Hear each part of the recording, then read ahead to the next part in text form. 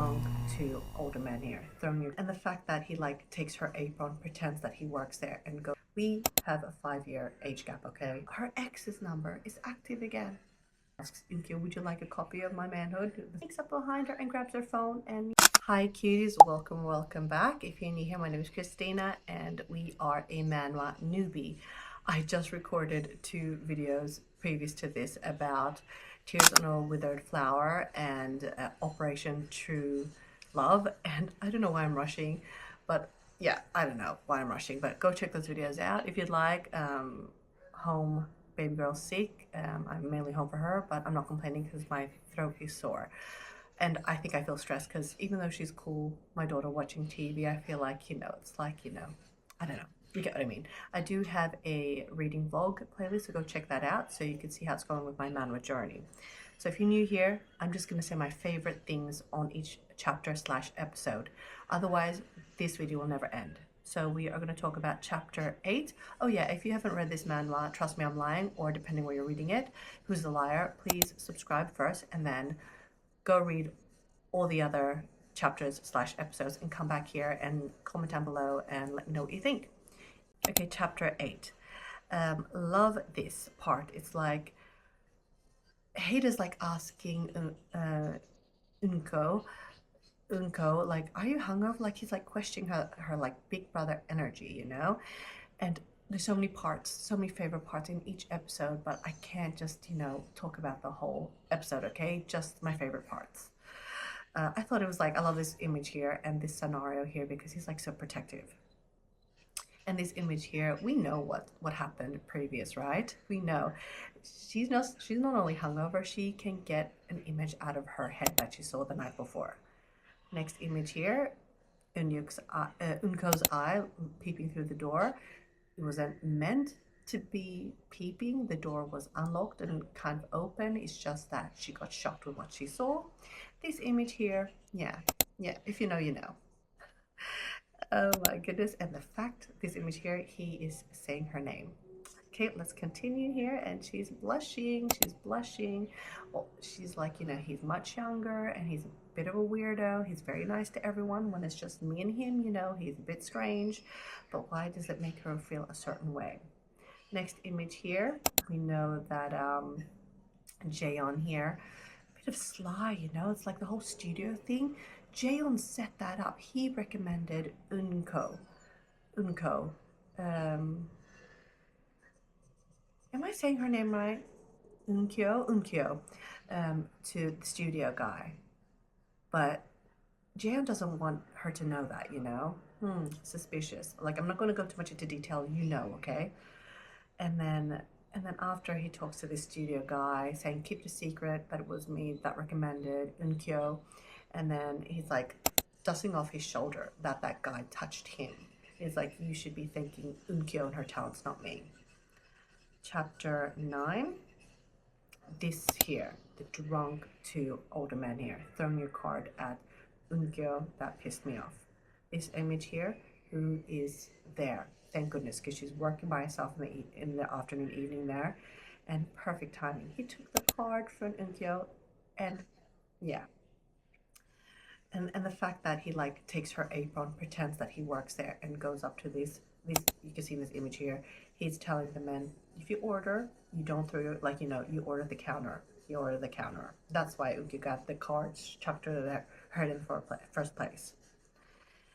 They left, I'm not gonna go through the whole chapter here, but like, look at this image here. It's like, you put on the apron this way, you take it from her first and you put it back on her. I mean, this is a bit, personal boundaries, personal space. She can tie her own apron, right? And who walks in the perfect time here? Haida. It's like he warned Jaeon, like, don't hurt Unkyo. We know the relationship with Do-hyun, Jaeon, Haida, Unkyo. What is happening? This image here and this text here is like, it's a peek. There's some assholes still wandering around through the day. Who else is an a-hole? When Haida has warned you, Jaeon, he's warned you. Let's see here. Chapter 10. Also, this image here, it is still very hot in the studio. The aircon hasn't been installed yet, and he came up to Unkyo's apartment and asked to borrow the fan that she offered before. And yeah. Now that they're alone, he's acting all suspicious, like I mentioned earlier. Now he's so flirty when it's just them two. And she's like, we have a 5-year age gap, okay? Unkyo's older than him. And he's like being to, what's your proximities here, And it's like, look at these polite smiles in this image here, It's like, yes, you can borrow the fan. And also, she wants to show that she's not threatened by him. She's like, since, you haven't, no aircon in the studio, in the basement, and you have no shower installed yet, you can borrow my shower. She's saying, like, I'm not threatened by you. The fact that she offered that he could use her shower, big mistake. And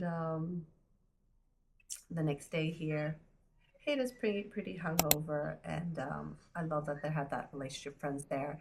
And he goes upstairs to Unkyo's apartment and needs to rest there. Chapter 11. Why is it that her ex's number is active again? More info, more like, curiosity in this manhwa. What is happening? She's like, he can't be in Korea. There must be something wrong. Someone else must have had his number. This image here, she deleted him. It was like, they broke up, what was it, like 3 or 5 years ago? I don't remember. This image here, I thought this was so sweet. Jaeon being so weird, very like, friendly to everyone else in public, but when it's just Unkyo and Jaeon, he's very like, flirty, sus, and he gives her this beautiful glass bunny rabbit with like a blue heart inside it. Like, he's like an artist, sculpture person, we know that. This image here also is like, he gives her the present, and then the because they're down in the basement here, the atmosphere changed straight away. He gives her a present, and then the fact that it was so sweet, then all of a sudden he's talking about his manhood. Since he's an artist, they had like a 3D printer, and all the guys were 3D printing their manhoods, and Jaeon asks Unkyo, would you like a copy of my manhood, the 3D print version of it? I mean, talk about like killing the mood. And the last chapter we're going to talk about here is chapter 12, and Jaeon is borrowing a shower. It's so funny when it comes to manhwas or mangas. It's like how they can make it look so, the image is so pretty to all of a sudden so cute, and like it kind of helps, not make it so intense with all the tension. Do you agree? This image here, it's like sneaking up on Unkyo. Like, she's on her phone seeing the choices of the blind dates, or the dates you can go on, the people that Heida has, potential boyfriends for Unkyo here. And he sneaks up behind her and grabs her phone, and, who are these guys? It's like, you are strange. You are strange, Jaeon. Yeah, her dating options. It's like, oh my goodness, so much. I know I rushed through that, but there's a lot. Okay, that was quite a few chapters there, and subscribe if you haven't already, and we'll go through the other chapters. But yes, what do you think of those chapters? No spoilers if for anyone else that's reading my comment to Let's just focus on these chapters and not give any spoilers.